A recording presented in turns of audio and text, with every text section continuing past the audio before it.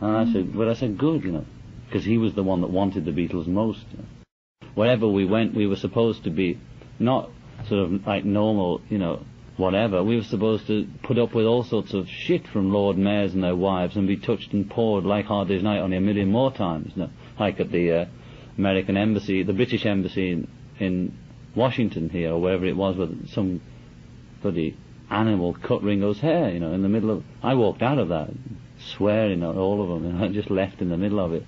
And wherever we went on tour, like in Britain or wherever we went, there's always a few seats laid aside for cripples and people in wheelchairs like that.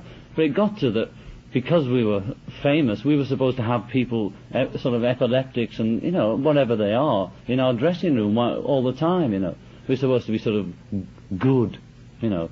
And it's just... you wanted to be alone, and you don't know what to say, you know. I mean, because they're usually saying, I got your record, or they can't speak or something, and they just want to touch it. And it's always their mother or their nurse pushing them on you. They would just say hello and go away, but there's this sort of, like they push them at you like you're Christ or something, or as if there's some aura about you which will rub off on them, you know. And it just got to be like that. We got very sort of callous about it, you know. It was just dreadful, you know. I mean, you'd open up every night, instead of seeing kids there, you'd just see a row full of cripples on the front, you know. It was just like that. When we were running through, the people would be lying. It seemed like just surrounded by cripples and blind people all the time. And when we'd go through corridors, they'd be all touching us, you know. It got like that. It got horrifying.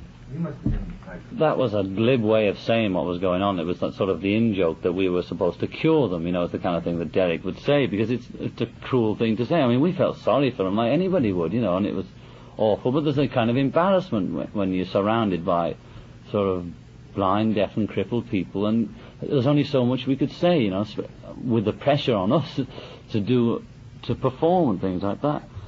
But it just built up. It built up.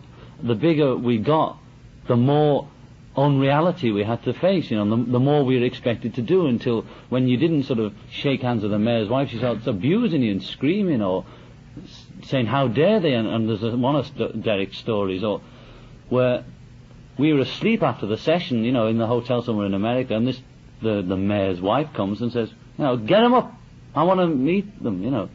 And Derek said, I'm not going to wait them up. And she starts saying, you get them up, I'll tell the press. And it was always that. They were always threatening what they would tell the press about us, you know, the bad publicity if we didn't see their bloody daughter and with their braces on her teeth. And it was always the police chief's daughter and the Lord Mayor's, all the most obnoxious kids, because they got the most obnoxious parents, you know.